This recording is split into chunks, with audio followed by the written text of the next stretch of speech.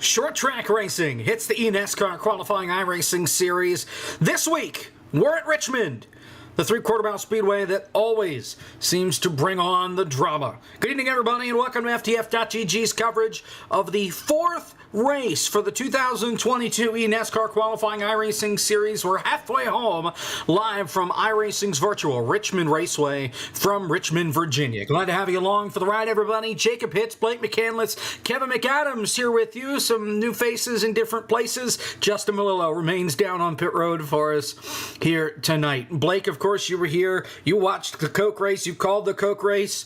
We saw a lot of eye-pacing on Tuesday night. Perhaps a little bit of a different story this time around. Well, I think so, Jacob. It seems as though these Road to Pro races, of which I even took part in this race at Richmond last year, and I think even though it's a 130-lap race, there's just not as much desperation in these initial races in this opening round as you would have in a Coke Series race. Everybody there fighting for a lot of points, but the one nice thing about these Road to Pro races is that if you're in a good position, if you're in these top couple of splits, you can really kind of settle in and just get top tens and just get to that second round. So I think with that, it's still a short track. It's Richmond. A lot can happen. But with that, Jacob, I think things will be a little tamer than what we saw on Tuesday night because that was quite a show. And Kevin, a unique start time for us. 8:40 in Sim AM for a green flag. How's that going to affect the handling of these trucks, knowing that this track's just going to get warmer as time goes on? Well, like you mentioned, it's going to get really hot really quick with an 8:45 start time. You know, it's going to be a pretty short race, but as soon as that sun hits the track, this is a pretty old surface, and it's already pretty slick as it is. We'll see these guys doing four-wheel drifts out of turn 4, especially down this straightaway down the backstretch as well. You know, it's a really, really tough track to drive, and as it gets hotter, these guys are going to be fighting handling, so we might see some comers and goers because of that. Maybe some guys that are leaning towards the tight side going to be able to pay that off in terms of long-term runs. But if you're geared towards the short run with this early start time, you may be leading at the front for the first half of the race, but then you're on the outside looking in. We'll just have to wait and see. A lot of guys I talked to are a little bit nervous based on what they saw on Tuesday with these shorter races. There's a lot more sense of urgency. I think it's going to be an exciting show if these guys can keep it green. We've had a pretty clean slate throughout 4 races. One caution? Throughout 3 races, just one caution here in the second split. I have a feeling tonight's the night that we're going to see that change a little bit. Final minute and a half left in qualifying. Our winner last week, Daniel Botafuco, he is not here. He's in the top split. So after getting the win 2 weeks ago at Atlanta, he moves on and winds up in the top split. A little bit of shuffling, some different faces in the lineup, but for the most part, it's all the same here in this second split as the seconds continue to tick away. Justin Knobloch sits atop the speed charts. Knobloch right now in first, as you said, and trying to look at how many drivers still are left to try and put down a qualifying time that haven't done so yet. Ryan Doucette, another driver, Matthew T. Lee, Michael P. Frisch, the only 3 that I see that have not put a time down yet. You see a couple of drivers who are taking a little bit of extra time to practice, and I'll tell you what, this is really interesting just seeing this perspective. Being at Richmond last year, seeing the sunset in 3 and 4, I got to say this looks just awfully strange seeing the sun rise out of 1 and 2. It's a very weird visual here at Richmond Raceway. Final 5 seconds tick away, and those guys that you mentioned, Frisch, Doucette, and Lee, they will not set a time. So they get to start at the back of the grid. Speaking of the grid, let's run through our starting grid for the 130-lap race that we've got. Round number 4. Justin Knobloch, as we mentioned, he starts on pole position. Omar Diallo lines up to the outside. Then it's Barrett and Bonar, Brandon McKissick, Kyle Myers. That's your top 5. Then Garrison Hogan, Brendan Kohler, Connor Horn, Will Cooley, and Landon Huffman rounding out our top 10. Kevin? Lucas Cram will roll off in the 11th position. Garrett Conrath will roll off in 12th. Tommy Gossett in the 13th spot. Cody Terlindi in the 14th position. Brandon Hoff will roll off in 15th. James Wenzel in 16th. Connor Shong in 17th. Michael Rosero, Chandler Parsons, be sure to watch him on Twitter or on Twitch. He's rolling off in 19th, and he's been really quick, Jacob. We'll talk about him a little bit later, I'm sure. Wyatt Tinsley in 20th. And 21st will go to Kevin King, right behind a new team member in the team with Chandler Parsons. 22nd to Brett Suggs, rather.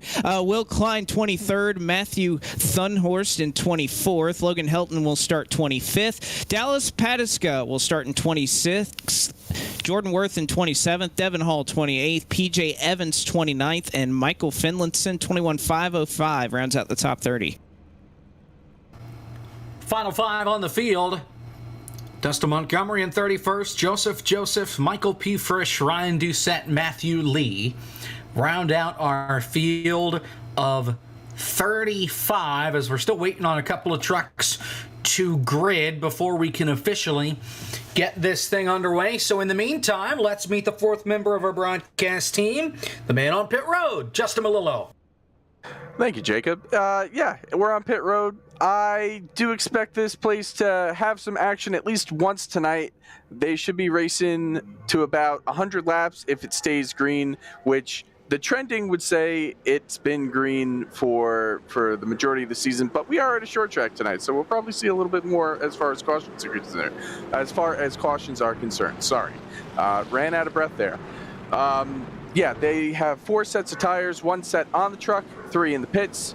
We'll see how that goes down, but for the most part, it looks like an FTF race out there. A lot of people that race on Saturday nights or Sunday nights with us, so should be interesting to see. Well, here we go, down the back straightaway into turn number 3, and yeah, we do have 2 pace laps, so they'll come around and do 1 more before we get the green flag. As I mentioned, the winner from 2 weeks ago at Atlanta, Botafuco, up with the top split for tonight. Our Vegas winner, Matthew Thunhorst, is here, though, starting back in the 24th position.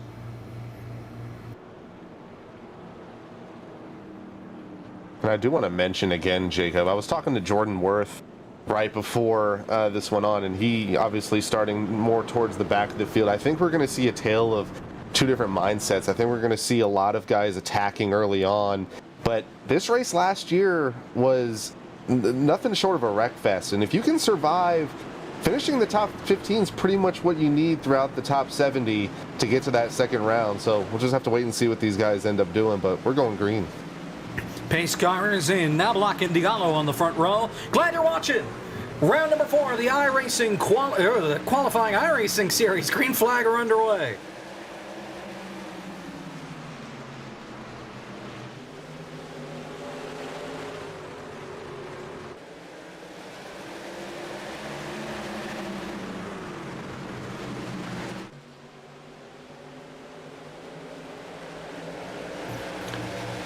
Now Block leads the first lap. Lamar Diallo sits in that second spot. The first side-by-side battle, it's 4P4 between Bonner and Hogan. And right now, Bonner kind of working the bottom side of the racetrack, and Hogan right now on the top. And, you know, this is going to be something, Kevin, I think we're going to have to talk about. I remember last year running in this race, in this split, it was really kind of, you wanted to run the bottom early, but also if you're somebody like Garrison Hogan, you can get clean air. There's quite a bit of dirty air at this racetrack, so getting in that clean air, if at least you're at the front of that middle lane, not necessarily a bad thing. And it looks like already that Brandon John Kohler machine all the way up against the fence. We'll see that a lot. I think especially early on when this track is green, once these guys get some rubber on the track, that middle, especially that bottom lane, will be the preferred groove. And as it goes on, as the rubber goes on the track, tire wear is also going to become something of an issue as far as where you want to run for a long run. But right now, still clean, still green, battling for 5th out of 4. Down the front straightaway, it's Hogan and Connor Horn battling for that P5 spot. Just behind them, Brennan John Kohler has gotten to the inside of Kyle Myers for the 6th and 7th position, make it 7th and 8th. He's gone down there and really started to move forward quite a bit. Myers on the top side, kind of struggling there, along with Garrison Hogan there on the outside lane. Myers will move down to the bottom, finally able to slot in 9. Garrett Conrath just behind them, a couple of positions up already, started in 12th already, cracked his way into the top 10, and that's going to be another thing that drivers really take advantage of, is you see nearly everybody running right along the bottom of the racetrack. Sorry, Garrison Hogan begging and pleading to finally get put down to that bottom line. Connor finally gave him a break, but Connor Hartnell facing a battle as well. Here comes Kohler, still trying to use that second and sometimes even that third lane every once in a while. But as you mentioned, Blake, single file now for the first maybe dozen or so trucks. First battle for position, probably going to have to be outside our top 15. That's going to be Hoff and company. Here comes Tommy Gossett peeking to the inside, though, of Kyle Myers for that 8th position off the corner. Tommy Gossett in that 25. He's going to try and bring the 14 and Garrett Conrath right in behind. They'll still be side by side here off 4. And Gossett doing all he can there on the bottom, trying to hang in and keep Kyle Myers' position on that outside lane. And this was kind of one thing I was interested in. Last year we ran this race in the darkness. It was in the evening, so the sun set, and about the middle portion of the race it was entirely dark. It was nighttime here at Richmond Raceway. I'm interested to see with the grip that's probably going to go away as we kind of creep towards, it's hard to say, almost 10 a.m. In the sim, if that's going to kind of wear out that bottom side a little bit. Maybe that middle becomes a little bit better as the race goes along. Still a relatively cold track temp, though, 78 degrees. Not exactly one where it's going to get too hot and too slick, but I just wonder if that bottom groove as the race goes on, if it's going to wear away a little bit. A little bit of a shadow being cast on the outside of 1 and 2. Don't think that's really going to matter. But starting the race, we had an ambient temperature of 72 degrees. That's now climbed to 73. Track temperature just went up another degree, up from 74 to 79 degrees. So, Jacob, I think it's going to be just a hot topic the whole entire rest of the race is your car going to work now, or is it going to work for the end?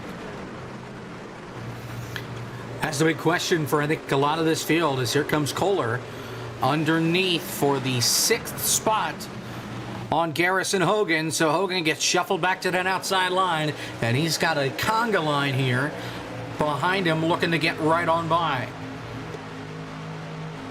And Hogan has been really stuck up in the middle here the entire time. He's fallen back. Each time he's gone up there, it just seems like that middle lane right now is just not where you want to be. And, of course, nobody willing to move over. This kind of reminds me of Martinsville in a sense. Once you get one guy stuck there on the high side, it is a long time. And Hogan tight and into the wall. He's going to lose some more spots, and now he's going to have to deal with some considerable damage on the right front and on the door, the right side door of that Toyota. I think Garrison finally going to find, never mind, here goes nearly 3 wide and contacts the middle of the corner. Garrison Hogan around on that second lane, holds it slow, steady, and stops right in the middle of the field. Looks like no one else really gets any damage, any significant damage, but that's a tough break for Garrison. He started in the 8th position, worked his way a couple of positions up, and then got, like you said, Blake, just got stuck on that outside line. Just could not find his way back to the bottom, and unfortunately that Martinsville style of dive bombing, as we always see, made him a victim in 3 and 4. Landon Huffman maybe watching a little bit too much Moon Car. Tried to send it 3 wide on the bottom instead. No room at the end. And Will Cooley came over the radio and said he didn't know they were 3 until it was too late. And I think that's the kind of, they didn't know they were 3 wide until too late. And how everybody avoids Garrett Conrath parked in the middle of the racetrack, I have no idea. Yeah, they did an amazing job of missing Garrison Hogan right there, but this is going to be interesting. So last year, we had a caution around the same time in this race. It was right at about lap 20. It's going to be lap 16 this time. So your race leader, Justin Knobloch, is going to pit from the lead, and this strategy last year ended up being the way to go. If you were one of these pitters at lap 20, you were in a great spot the rest of the race. That's how me, Michael Cozy Jr., another couple of drivers who were were in that split were able to move forward throughout the race. But we pretty much have a split where you had a couple guys pit from the lead, but with your leader Knobloch pitting, not a whole lot of followers with him. Omar Diallo, Bonner is in, Kohler, Cram, Hoff. So really about a split field right here in terms of strategy and drivers coming down and taking a fresh set of tires, of which, again, there's not many left. There are 2 sets left on pit road for the drivers that just came in. And something you mentioned as far as the split, it's almost like you have the first 5 or 7 drivers decided to make that decision, and then you got the rest of the field about 30th on back that says, well, I got nothing much to lose. I'm already back here anyway. It looked like about 14 drivers decided to pit. So they're going to be mired back in traffic. It looks like they're going to be starting outside the top 25. But like you said, Blake, not a lot of sets left, but if this race trends green, this is definitely going to be the move as far as not only maybe even fuel coming into play. I know we talked to, as far as Justin said, if, you know, we get a couple cautions here, you may be good on fuel, and you may be able to go to the way of the end. We'll just have to wait and see how it all pans out. Differing strategies, and that puts Brandon McKissick out in front of this field. 21 drivers chose to stay out under this caution flag. Knobloch, the first one off pit road, he lines up in 22nd for this eventual restart. Lights are out on the pace car. Lights are out, and Justin, I'm going to actually throw this down to you. Kevin just alluded to it, but as far as fuel strategy is concerned, do you think these drivers that just came down, can they make it to the end of this race without stopping again? They're definitely not going to be able to make it without saving hardcore from here on out. Now, it depends from here. If we're going to have a caution fest, it really doesn't matter. But if it does 10 green, which these races have in this second split, it could be a possibility that these guys are going to be trying to save all that they can. Through 3 and 4, getting ready for the restart. McKissick on the inside, Connor Horn on the outside. Pace car is in. Green flag back in the air. 19 laps are complete. Here from Richmond.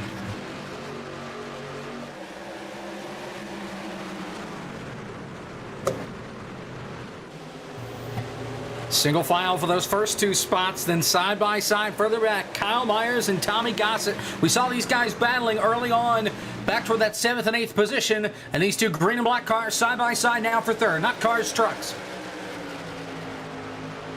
Those trucks side by side, and the one thing I'm going to keep my eye on is they are continuing to shuffle out up front. Where are the drivers who did take tires? It was about 20th on back. Justin Knobloch moved up 3 spots already since the drop of the green flag. So Knobloch may be in a position here to make up some spots, get some clean air. He's going to run all the way on the wall, build up a huge run on exit.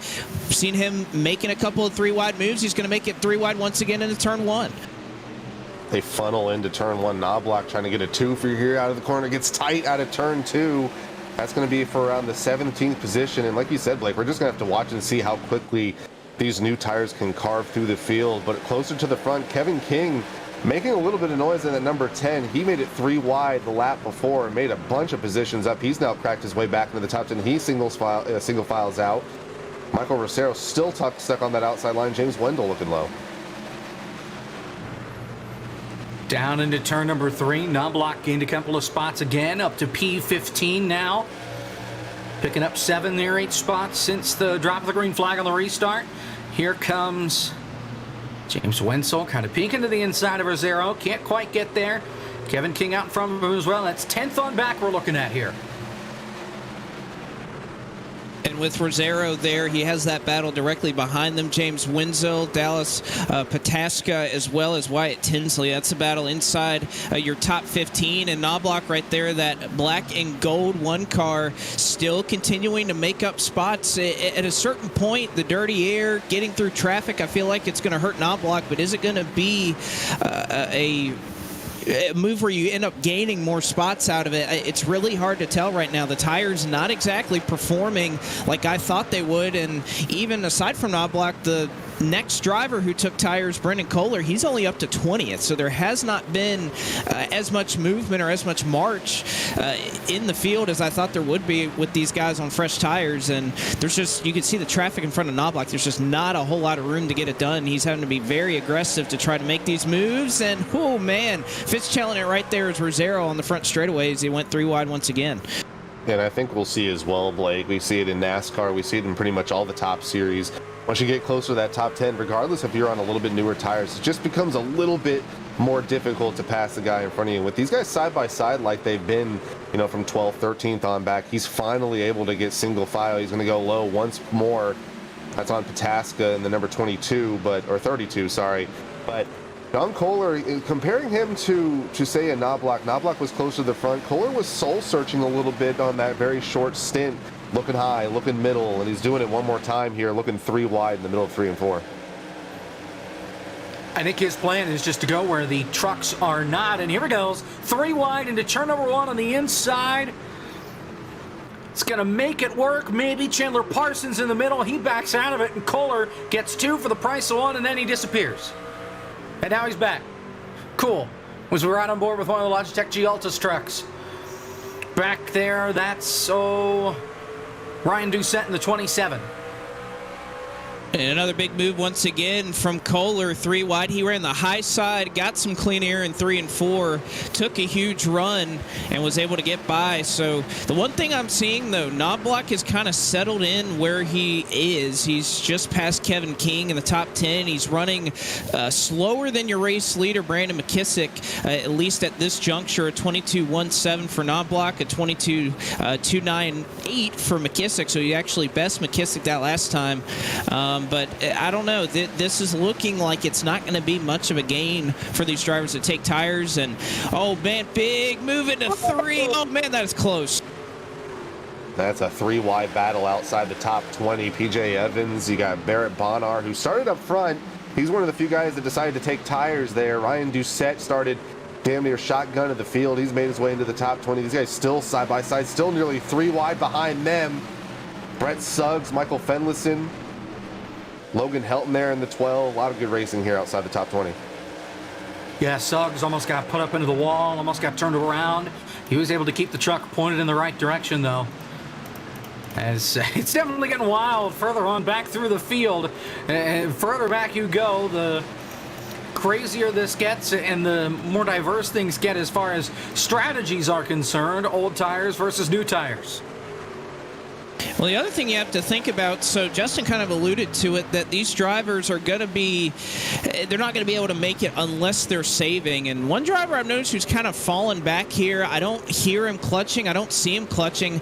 That is Jordan Worth, all the way back here at the rear end of the field. I wonder if that's the case, that maybe he's lifting, he's running about half a second slower than the leaders. Is Jordan Worth maybe thinking he's going to try and go the reverse style because he has nothing left to lose. He has bad track position. So can he try to save about 10 laps worth? We'll see if he's able to do it. Well, if I know Jordan, because Jordan's the ultimate contrarian. If it's everyone's pitting at midway, he's staying out until the end of his fuel run. We'll have to wait and see how this works out. But he's on a good setup. I know he's getting some setup help from the Dead Zone boys, but it looks like he's kind of minding his P's and Q's back here. We'll see as far as the long run where he pans out. But I think we have not heard the last of Jordan Worth. But back up front, still single file. Brandon McKissick outside now, about a 1.5 second lead on the rest of the field. We got one on the wall, front straightaway. Believe that's Parsons? No. It's a black truck toward the back of the field. Oh, no, maybe that is. It is Chandler Parsons. Got the wall on the front straightaway and lost half a dozen spots, maybe more. How much room is in this broadcast booth? Sean Butler joining us, I think. Hey. How are we doing? I just want to provide a Jordan Worth update because y'all are praising him. He's just legitimately bad. He's back there. That's the best he can do right now. I just wanted to set y'all straight up here and say this isn't some kind of strategy. This is it for him. Shouldn't you be racing right now, though? We're under caution. I thought I'd come in here and just poke my head in. I'm going to leave now, though. I don't want to interrupt you guys. I know you guys are busy. Well, what position are you in? I'm in 8th. All right, there you go. What split are you in, Sean? 4th, I think. Wow. 4th. 4th? 4th, yes. All right, have a great broadcast, guys. I just want to fill you in. Sean Butler, ladies and gentlemen. All right. 39 laps are complete. That's your Jordan Worth update. We need a sponsor for that. Presented by Somebody should Davey work on Davis. that. There you go. Brandon McKissick continues to lead the way, but the battling up at the front has not cooled off, even as this race just continues to roll right along. 40 laps are already done. That's one thing about these races and kind of matching the shortened distance of the Coke Series is that you get these really, really short races where strategy is very important. And I think it just turns up the temperature a little bit from the drop of the green flag. It forces drivers to, one, consider qualifying being very important, but also managing a race and just being a lot more aggressive from the drop of the green flag. It's still Road to Pro. It's not near as aggressive. And again, I think kind of follows the line that, in these races, your whole goal isn't to win a championship. It's not to get in the playoffs. It's just to get in the top 70. If you're in this split and you're running in the top 10, there's just so much there's not a whole lot of risk versus reward here. If you risk making a move, it's not really going to help you that much, and the consequences could be bad. Or obviously, if you get a bad race, you don't want to drop early on in this round. So, especially at the front of the field, that's why you see a lot of single file in the front of these races. Is one car into the outside wall. That is James Wenzel, who may have had a little bit of contact, or was right behind Kevin King and Cody Terlindi in that battle for 12th. So Wenzel now going to have some right front damage. Yeah, we mentioned Knobloch trying to carve his way through the field. Blake, he got around Tommy Gossett. We saw that on the screen. That was for 4th. Knobloch now looking low on Connor Horn and that Smith number 28, and he will get it. But going back to the point situation, it's just, last year we saw just went right down to the wire as far as, people were missing out on points by just a handful of positions. And, you can attest to this just because of how this format is. It is a matter of not only being consistent, but surviving the chaos. The way these races can get towards the end of the races, we saw in the Coke Series, we saw it last year in the Road to Pro Series and other splits. It is absolute chaos incarnate sometimes. You just got to survive out there and point your way in. 46 laps now complete here from Richmond, and Justin Knobloch, as we just talked about, he now sits in the 3rd position on those fresher tires. Eventually, I'm sure these tires are going to get close to falling off and getting close to the same. Now, we do have a question on, how do I join? How do I get into Road to Pro? Blake, I know you almost went all the way. You went all the way through the contender round a season ago, so you've done this song and dance a time or two. Yes, I have. And the one great thing about Road to Pro is that it's not there's not a huge barrier to entry to get started in this truck series, as we see some more side-by-side racing around the Kevin King machine. All you need to get into these races is a Class A license on the iRacing Oval side of the service, and that's it. You just need a Class A 2.0 safety rating, and it doesn't matter if your iRating's 30 or 30,000. You can enter these races and compete, find your split. You obviously need the points and whatnot to have a chance to advance to that second round in these trucks, but at least for round 1, it is open game for anybody that has progressed through the license level on iRacing to be able to take a crack at it and try to see if you're up to the competition. Spoken like a guy that gets paid by iRacing. Good job, Blake. There you go. Battle for position once again. Tommy Goss had been at the forefront a lot of these battles, but unfortunately for him, it has been going in the wrong direction. John Kohler got around him. John Kohler got around him. He's on those newer tires. Here comes Garrett Conrath in the 14. We had a spin. Hold on. We had a spin on the back straightaway. Brandon Hoff has damage. There is no caution. Brandon Hoff went for a slide. Michael P. Frisch involved in it as well. One more truck, one of the Logitech G Altus machines with a little bit of contact in this. Ryan Doucette. So 3 trucks involved, but we stay green. Hoff just got pushed through pushed up into the wall. Here's the replay. Got the 22 in the middle that pushes him wide, and then around he goes off the front bumper. Doucette. Hard hit to the inside wall for Hoff. We stay green, though, which, maybe to the benefit and the chagrin of some of these guys up at the front. That is a big shift in this race. If that yellow comes out, that opens up a whole second set of strategy calls and everything by these drivers. You hate it for a guy like Michael Frisch who gets a little bit of damage and fell back, and that's who it really hurts, obviously, aside from Brendan Hoff, who was in the wreck, and Michael Frisch. They lose, 8 seconds through that sequence of events and could have opened up a whole can of worms if, we got a caution now. Who would come down to pit if you're a set of drivers that pit on that first stop? Do you want one set of tires for the rest of the way? It would have been interesting to set up, and kind of splits up the field from around that mid part of the pack, all checking up, thinking that was going to be a caution. And it also makes you think, if that happens again, something that's coming up is that halfway mark will hit halfway around lap 65. A lot of the times that is the money area to pit to get the best out of your 2 sets of tires that you take with that. But with that coming out, do you wait a little bit longer? Do you worry that that's going to happen again? Because these guys in the top 5, it's pretty much single file. They got a nice gap. Tommy Gossett going once again being passed. That's going to be Landon Huffman. That'll be for 7th. But we get back to 18th, 19th on back. These guys back for 24th. These guys are still going at it. Do you wait just a little bit longer to be able to get those 4 field goods later on, or do you want to take that chance and pit it halfway? We'll just have to wait and see. We are getting closer and closer, though, to that halfway point. Now inside 10 laps away from halfway here at Richmond. Brandon McKissick, it's a 2-second lead over Kyle Myers, and then you've got the battle for 2nd and 3rd. Knobloch is there, fighting for 2nd with Kyle Myers about half a second back. Knobloch, first truck on new tires from the caution flag.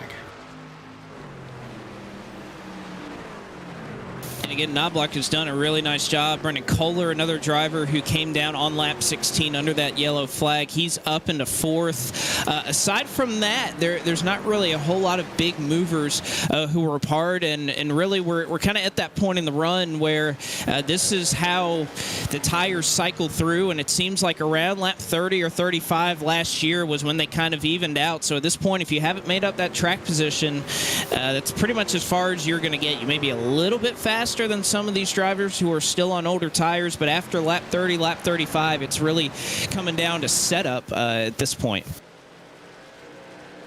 And Brandon McKissick is loving every second of this green flag racing. I think he's pretty content. We haven't really talked about our leader. We try to focus on the battles here at FTF, but Brendan McKissick's done a really good job having a quiet race. Despite being in the lead, he has pretty much owned the show since that first caution, so give him a nod. Kyle Myers, another guy we don't really talk about that much. He's currently in 2nd, started 5th, so he's made up a handful of positions. And then obviously Knobloch and Kohler trying to make a run on those newer tires, going back a little bit further. A lot of spread out racing for right now, but we got a battle for position. That's that's PJ Evans and Devin Hall. That's battle for 18th. Fenlison in there as well. In that 33, he goes to the inside. Pokes his nose right on in there, and he'll stay side by side with PJ Evans. Oh, contact, and it puts Evans in the wall. Evans not given a whole lot of wiggle room right there, and we'll have to see if there's a little bit of a retaliation a little bit later on, because Evans really couldn't do anything there, just got shoved into the wall, and I'm sure he and his crew not entirely pleased. He's got Reese Bogue there on the spotter stand, so I think it just comes down to what he tells you what happened and if you were too happy with it. We have a pit stop. Matthew Thunhorse is on pit road on lap 63, Justin. He's in. He's got a little bit of damage to the right rear, so this is probably just splitting the run in half, pitting a little bit early, trying to get as much out of the fresh tires as possible. He's taken 4, left sides are up, filling it up. He's going to be able to make it to the end from here. This reminds me of what Thunhorse did back at back at Las Vegas. On his way to his first win on this season, was getting off strategy, and we didn't see a caution the rest of the way, and he was able to get to the front thanks to Joseph running out of fuel off turn 4 on the last lap. Nonetheless, we are past the halfway point here from Richmond, and as we cross that halfway point, it's time to bring you the iRacing Midway Race Break, brought to you by iRacing. iRacing, the world's let's try it again. iRacing, the world's premier online racing game. iRacing puts you in the driver's seat to experience today's newest form of competitive motorsport, virtual racing, all from your home PC. Race virtually in Australian supercars, IndyCar, IMSA, NASCAR, the World of Outlaws, and more. Brandon McKissick leads at the halfway point. Kyle Myers in second, Justin Knobloch in third, Brendan Kohler in fourth, Connor Horn sits in the top 5 spot, Garrett Conrath in sixth, Omar Diallo 7th, Landon Huffman in 8th, Tommy Gossett in 9th, Will Cooley rounds out our top 10, Blake. 11th is Connor Shong, and Kevin King runs in 12th. 13th is Barrett Bonner. 14th goes to Cody Terlindi. 15th is James Wenzel. 16th is Dallas Pataska. 17th goes to Wyatt Tinsley, who's in a bit of a battle right now. The 18th spot exchanging right now between Tinsley and Finlayson, and PJ Evans right behind them. He runs in 20th. Will Klein just took over the 21st spot over Logan Helton, who will now fall back into 22nd. Another battle for position. Got Garrison Hogan and Ryan Doucette battling for 23rd. They're side by side out of turn 4. 25th is Michael Rosero, started 18th, back 7 spots. Brett Suggs and that number 7 machine, he's in the 26th position. 27th, Lucas Cram. 28th is Dustin Montgomery. Michael Frisch trying to recover a little bit after that skirmish on the backstretch. He's 29th and completing our 30th position. That top 30 is Chandler Parsons, Jake. Oh, Brett Suggs just about spun it as Wyatt Tinsley comes onto pit road. Your final 5 right now look like this. It's Tinsley, Joseph, Matthew Lee, Brandon Hoff, Matthew Thunhorse, 2 laps down. Hoff is 1 lap down. That right now is your iRacing Midway Race Break. With over 200,000 drivers on the service and over 90 laser scan tracks and cars to choose from, iRacing is your portal to the racing world. Get on track today at iRacing.com. So some more pit strategy. We saw Wyatt Tinsley come on to pit road, Justin. So does this officially mean the window's now open for green flag pit stops? Window is definitely open. That halfway point in the race, these guys are looking to get fresh tires and fresh tires fast. They want to be able to make up as much track position by getting these tires on earlier. That might compromise their run later on if it continues to go green, but for now, this is a strategy that they're choosing, and who knows, maybe tires will fall off earlier faster, which means these guys might have a track position advantage later on. Who knows? We'll see what happens. I'm not sure they're going to get through green flag stops, because there are a lot of guys that I've seen coming off turn 4 absolutely Tokyo drifting it, leaning on the right rear tire. The tire's just squealing, screaming for mercy down the front stretch.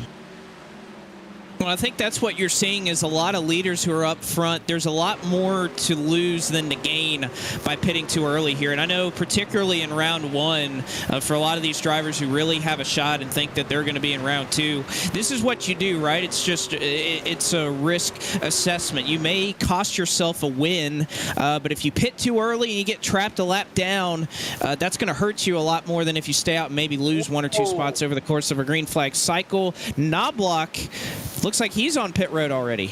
Logan Helton just missed pit road and had a choice between eating barrels or staying out for another lap.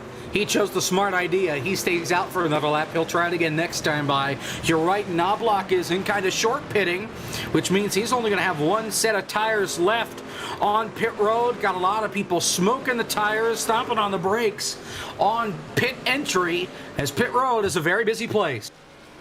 And with this almost like you said, Justin, we have a split here.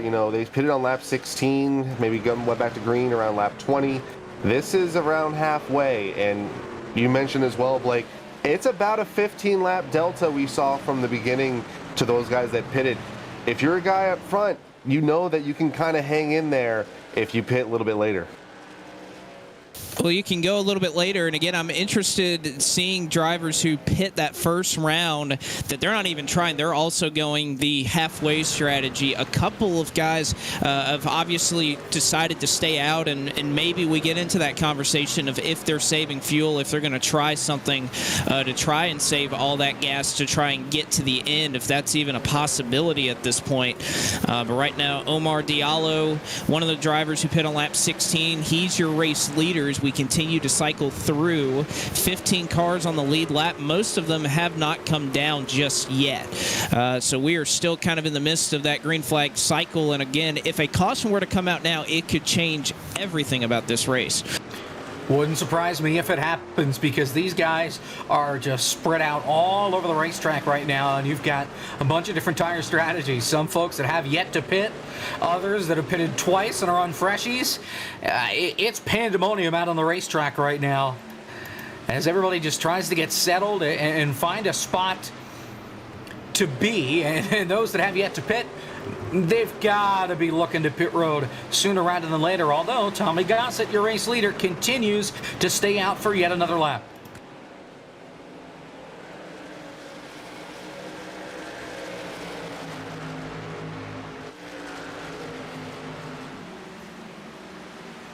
Brett Suggs looking like he's coming in.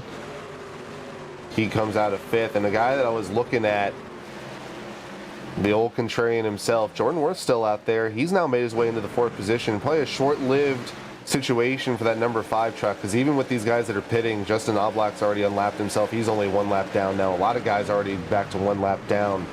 We'll just have to wait and see. There's definitely going to be some guys that are looking for lady luck on their side. You know, Michael Rosero comes into mind. He was running 25th, 26th position when this all started as far as green flag stops. We'll just have to wait and see how this all pans out. These guys are definitely begging for a yellow.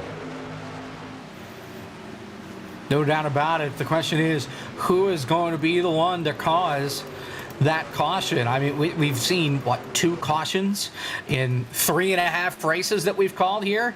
On the second split, it's been incredible just how clean these things have been so far. Eventually, time is going to run out on that front. The question is, does it happen this week, or does it happen in 2 weeks when we go to Bristol? Tommy Gossett, your race leader, coming in this time. And Gossett going to bring himself down. Garrison Hogan still has yet to get to pit road.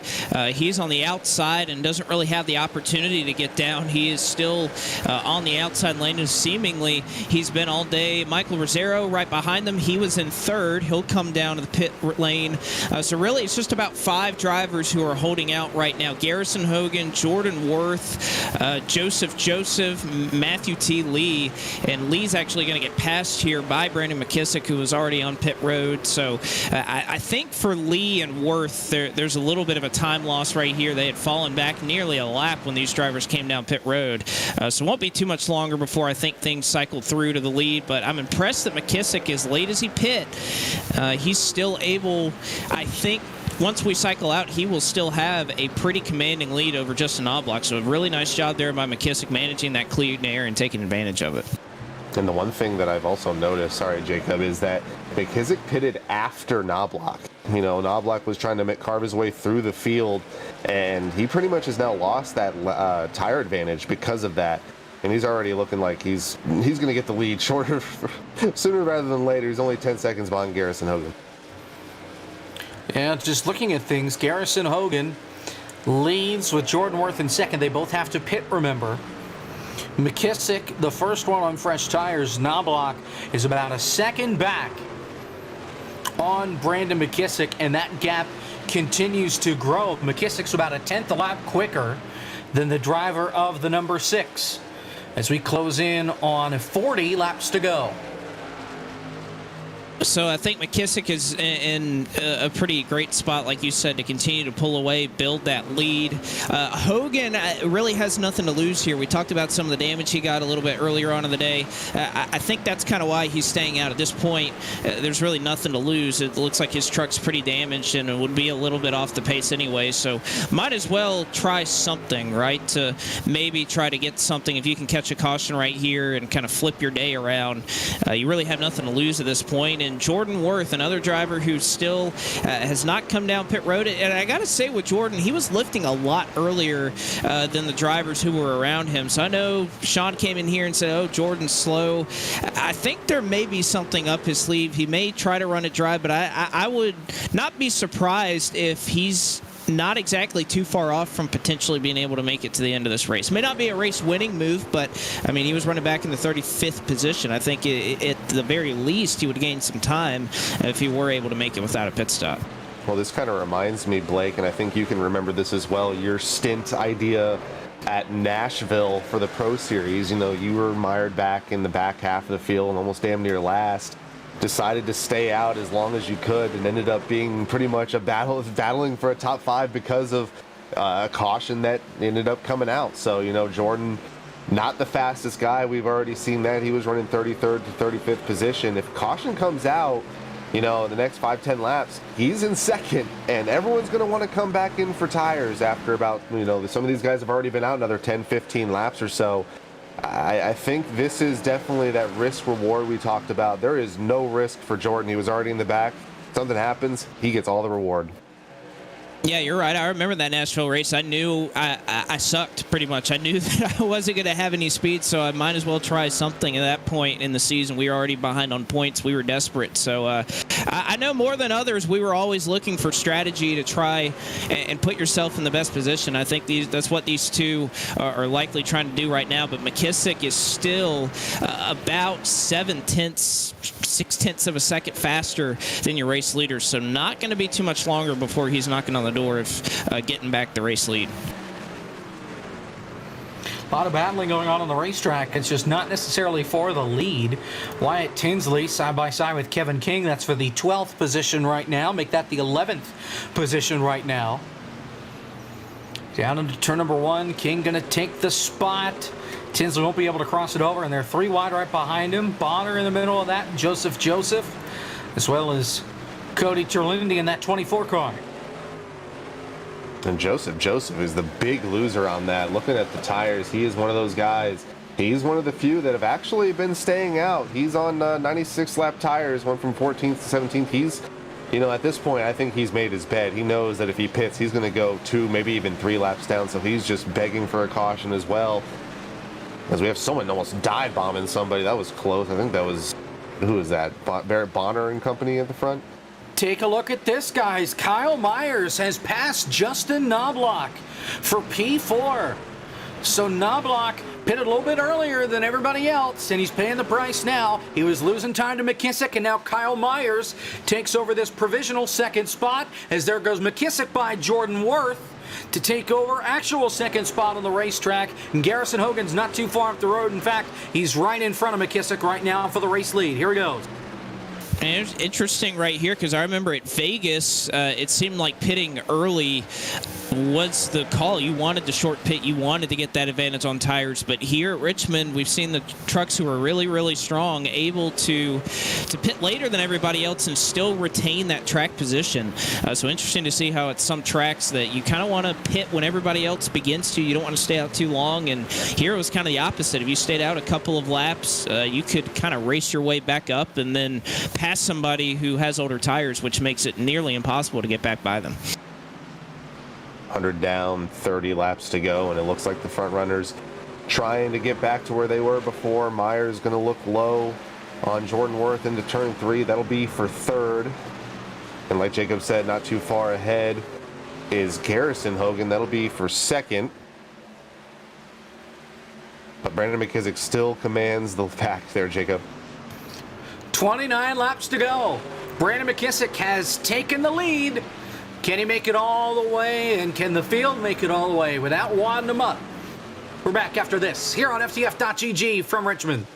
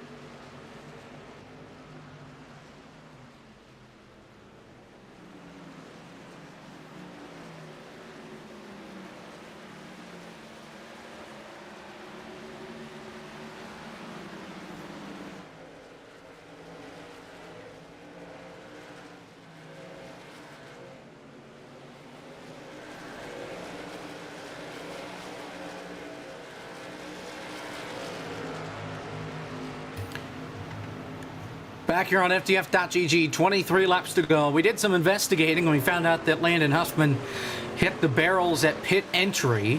No caution for it. That was when he was coming to pit a while ago. Has a lot of damage to the front end of his race truck.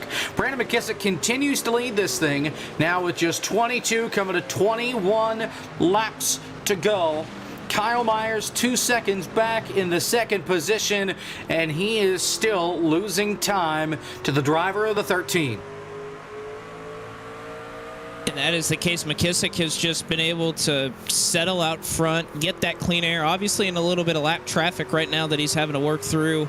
But just a really solid day. And that's all you can ask for from McKissick, that, you know, to just execute, get the track position that you needed. And again, clean air is very, very important here in these trucks at Richmond. He's been able to take advantage of that, as we see side by side between Tommy Gossett and right above him, Connor Shong. That is for P12. And we've seen a couple moments. We had one under caution had one under commercial rather, that nearly resulted in a caution. So they are still racing pretty hard back here outside the top 10. Looks like Barrett Bonner just clipped the outside wall out of turn 2. He keeps going. But going back to Tommy Gossett, he was, you know, starting to fall back in that first stint.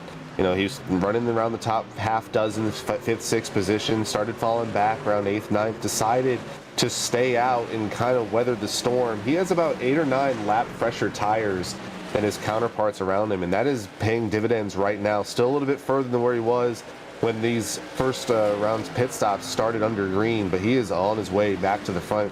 Next potential victim, per se, will be Will Cooley. He's in 11th, about a second ahead. So a lot of good battles going on the racetrack, but Kyle Myers continues to lose time to Brandon McKissick. They've fallen off just about even now. No, even then, McKissick still a 10th faster. They're both navigating lap traffic and don't really have a lot of clean real estate out in front of them. But Kyle Myers back in the thick of it here, getting around Joseph, who's still, I think, he still has yet to pit. 98 laps later, he's still out there on those ancient relic tires.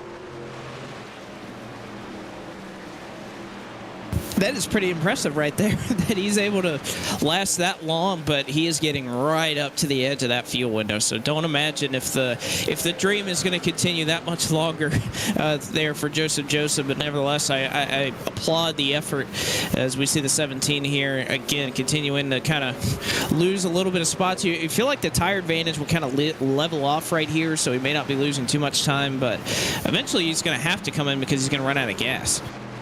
Had an exchange for position within the top 5. Omar Diallo back into the 4th spot. Conrath will concede that. He falls back to 5th. Looking at another battle brewing behind them. That's Brendan John Kohler and Connor Horn. That'll be for 6th. And that's about 6.5, 7 seconds behind our leader. And then Garrison Hogan still out there on those very, very, very old tires. Him and Jordan Worth still in the top 10. They're 8th and 9th. They just won't give it up. They might just run it out until it's dry in the gas tank here, because it's going to be darn near impossible to make it from here to the end if you haven't pitted. But nonetheless, 13 laps to go here at Richmond. And this is that point in the race where if you're in the top 10 right now, you're just going to be really conservative. You're going to be giving a lot of room, not trying to push the issue too much. There's a lot to lose here. And the last thing that you want, I've been in these races, and unfortunately it happens. It's exciting for the fans out there, but the last thing you want right now is a restart or a caution, because people stay out. Guys will get really aggressive, and the racing will just get really, really aggressive. So that's what you want. If you're up front here, you're kind of are where you are. I'm sure a lot of them doing the points calculations.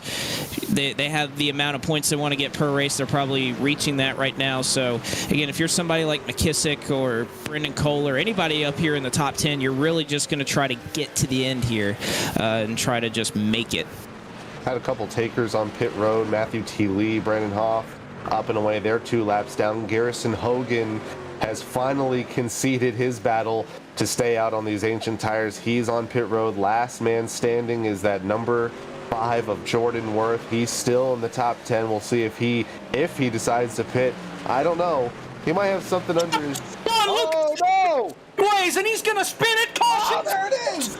Lucas Cram got turned getting into turn number 1 by Chandler Parsons. And the caution is out with 9 laps to go. Garrison Hogan is sick. That is Jordan so... Worth might be the luckiest guy on the face of the planet.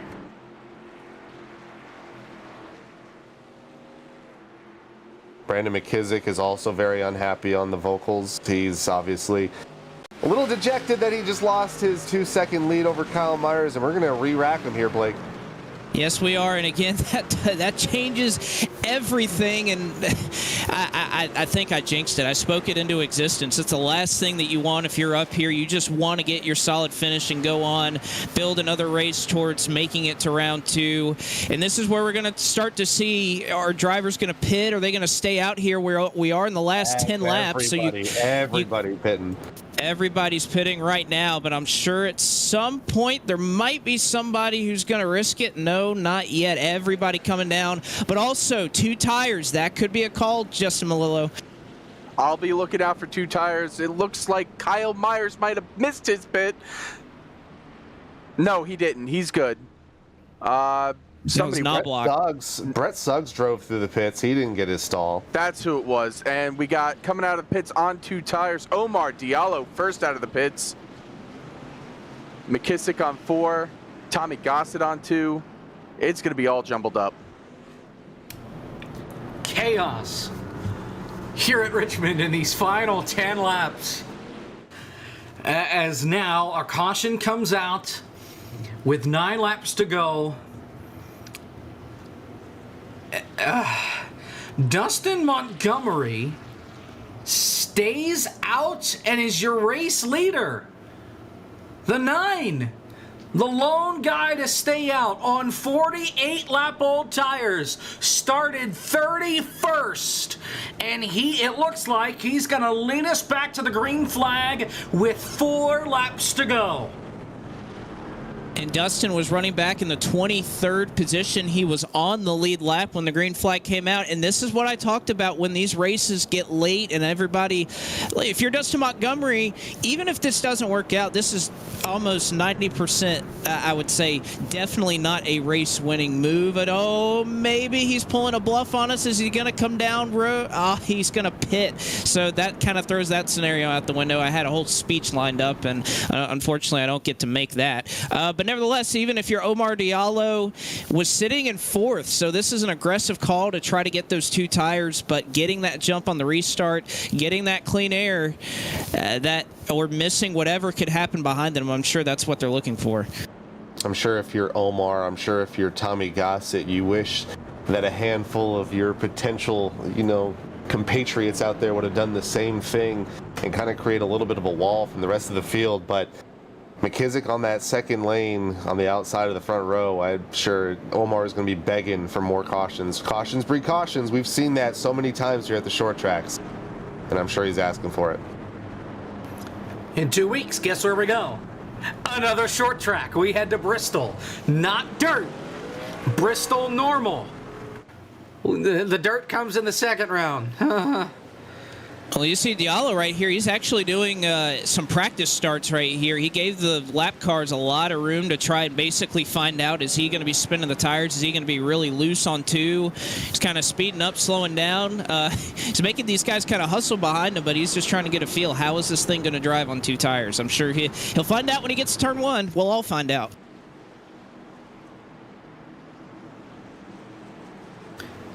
Half a lap to green. Omar Diallo, Brandon McKissick on the front row for this restart. 3 laps to settle it. We do have 3 attempts at a green-white checker if we need them. Pace car is in. Hold your breath. Diallo and McKissick, green flag with 3 laps to go. McKissick cuts right down to the bottom. Everybody down by the yellow line going to turn number 1. He looks to the inside. Diallo shuts the door. They're side by side, third on back. Side by side there for 3rd is Diallo hanging on there on those 2 tires. Not a bad call. Gossett shoved to the inside. Some drivers aggressively going to the middle. 2 and 3 wide in the back, but so far so good up front. Diallo holding strong. Diallo holding strong, Gossett holding strong right now in that fourth position. Got Knobloch on his outside. Here comes Conrath, maybe poking a little bit low to maybe go 3. Decides to stay in line behind the 25. Here comes Kohler. Kohler's been making that outside line work. Let's see if he can do it here. 3 wide behind him.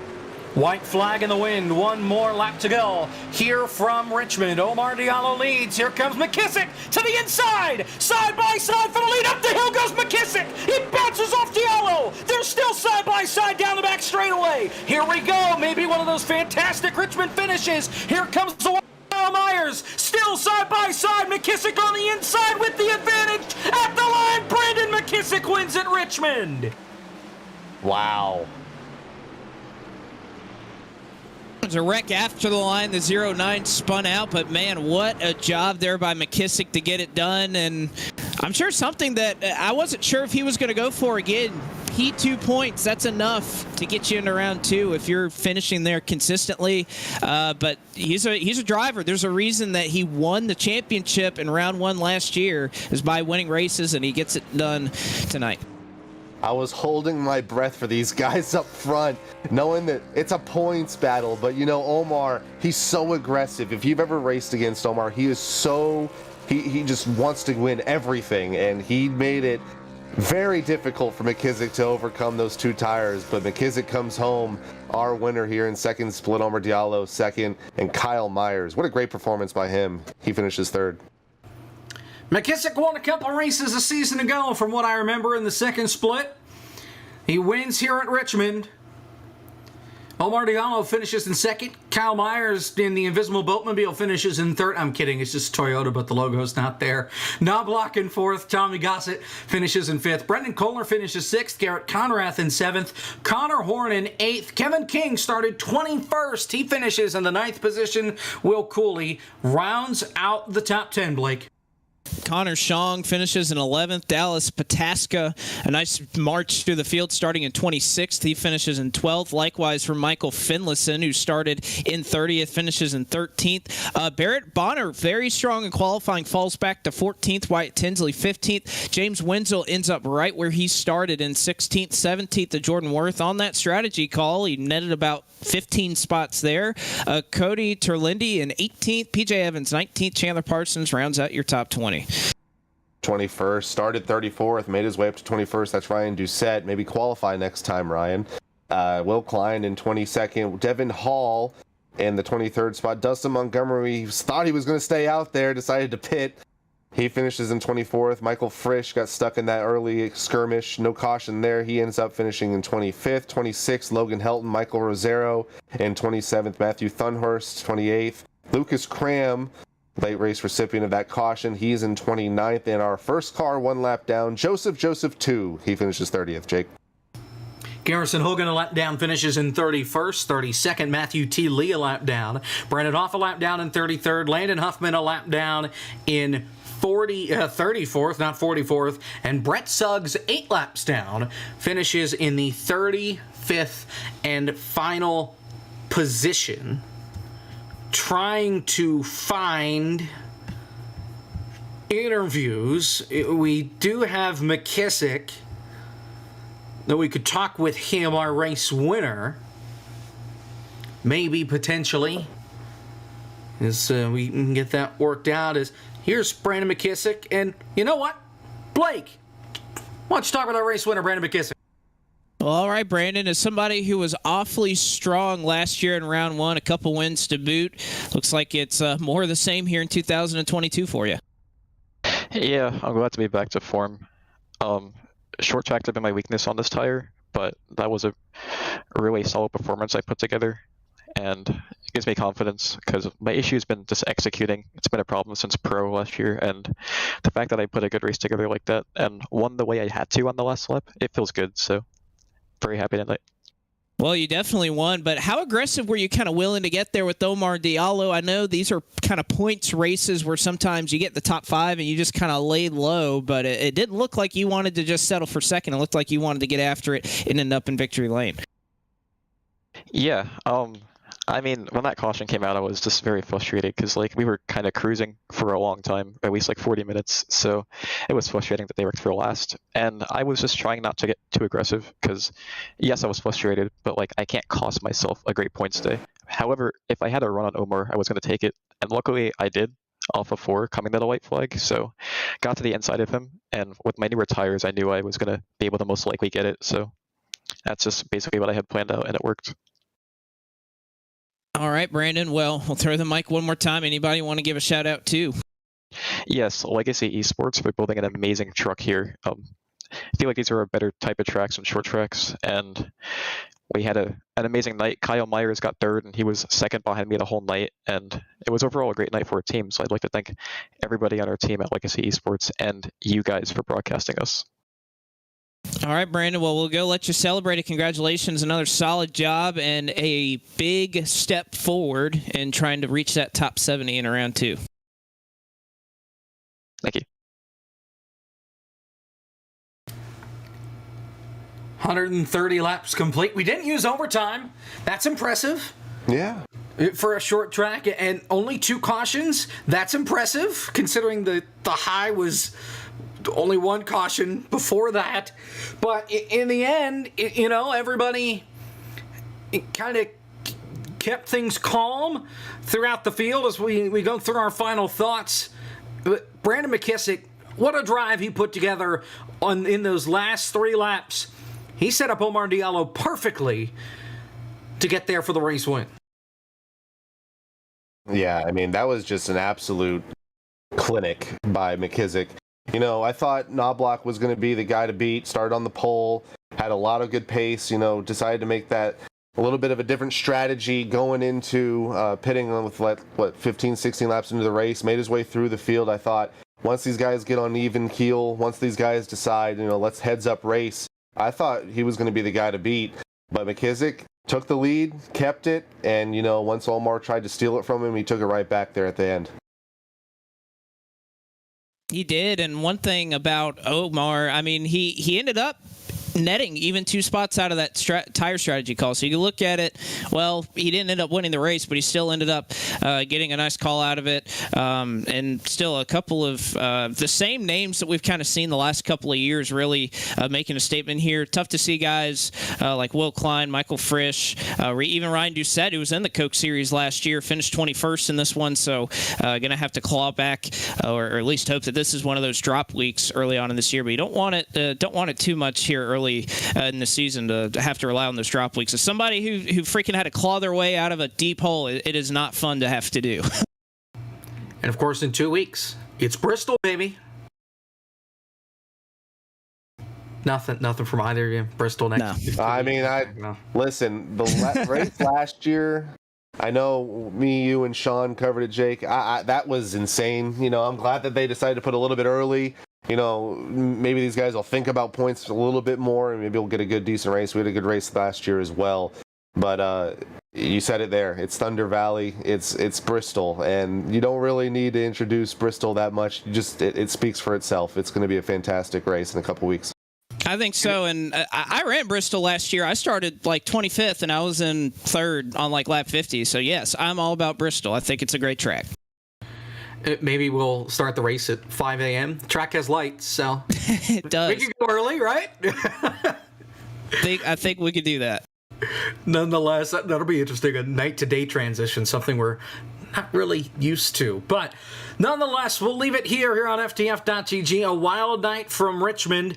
We see you in 2 weeks from Bristol Motor Speedway. But before that, there's some other stuff on the horizon for FTF.GG. Of course, we go to Talladega on Sunday for the Die Hard 500. 500 laps? No, 500 miles. Laps. Oh, God, what did I get myself into? Man. 500 miles, 188 laps, noon, Sunday, April 3rd, the Die Hard 500 in the Next Gens. Then a Winstell Gen 4 Challenge that night at 8 p.m. from Texas Motor Speedway. And like I mentioned, we're back 2 weeks from tonight at Bristol for the eNASCAR qualifying iRacing series, 9 p.m. Eastern Time start. For Zach Johnson, our producer, Justin Malillo down on pit road, and for guys alongside me, Kevin McAdams and Blake McCandless, I'm Jacob Pitts. We will see you in 2 weeks from Bristol. So long from Richmond.